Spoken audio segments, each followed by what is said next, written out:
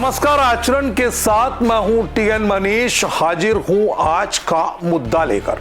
आज हम बात करेंगे प्रधानमंत्री नरेंद्र मोदी के ताजा ऐलान पर, जहां उन्होंने हर घर स्वदेशी का मंत्र दिया है। हर घर और दुकान के बाहर स्वदेशी बोर्ड लगाने की अपील, गांवों में मार्च और शिक्षक छात्रों से स्वदेशी उत्पादों को बढ़ावा देने का होमवर्क। साथ ही जीएसटी में बड़ा बोनांजा, 453 चीजों पर टैक्स चेंज, जिनमें 413 पर रेट घटा और सिर्फ 40 पर बढ़ा। लेकिन सवाल यह है कि चीन से बढ़ती दोस्ती के बीच क्या स्वदेशी अभियान सफल हो पाएगा?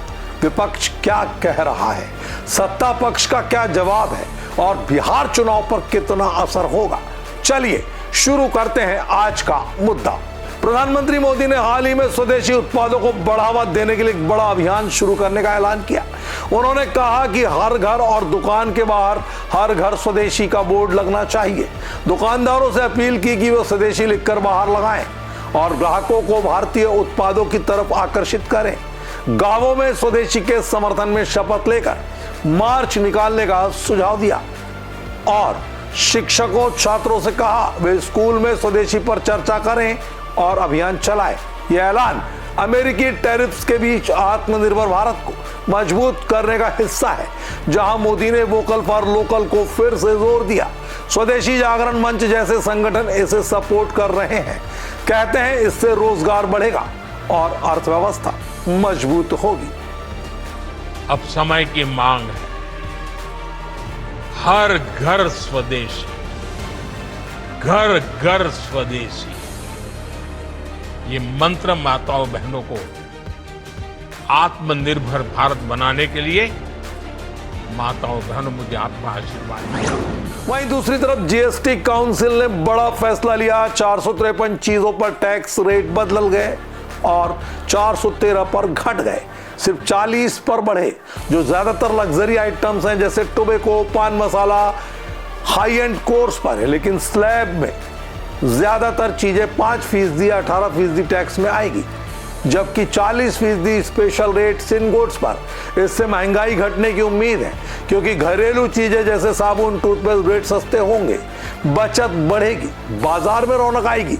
सरकार कह रही है ये जीएसटी 2.0 है, जो मिडिल क्लास को राहत देगा और अर्थव्यवस्था को बूस्ट करेगा।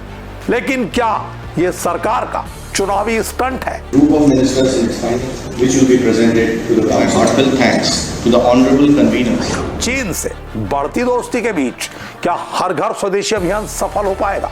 हाल ही में पीएम मोदी ने चीनी राष्ट्रपति शी जिनपिंग से मुलाकात की थी, जहां दोनों ने रिश्तों को सुधारने की बात कही। बॉर्डर एग्रीमेंट हुआ, एससीओ समिट में हिस्सा लिया और पर्यटक वीजा फिर शुरू। मोदी ने कहा भारत चीन साथ आएंगे तो एशिया मजबूत होगा। लेकिन स्वदेशी अभियान का फोकस विदेशी उत्पादों को कम करना है, खासकर चीन से इंपोर्ट। ट्रेड डेफिसिट बढ़ रहा है, फिर दोस्ती कैसे फिट बैठेगी? विशेषज्ञ कहते हैं कि डिप्लोमेसी और इकोनॉमी अलग है, लेकिन अभियान की सफलता पर सवाल उठने लगे हैं। क्या स्वदेशी सिर्फ अमेरिकी टैरिफ्स के खिलाफ है या चीन पर भी असर पड़ेगा? क्योंकि चीन भारत के बड़े बाजार पर अपनी निगाहें गड़ाए रहता है। विपक्ष इस पर तीखी आलोचना कर रहा है। कांग्रेस ने स्वदेशी को जुमला करार दिया, बोला कि चीन से ट्रेड डेफिसिट बढ़ रहा, फिर स्वदेशी कैसे? जीएसटी रिफॉर्म्स को लेट लेकिन वेलकम बताया, लेकिन कहा कि ये राजनीतिक चाल है।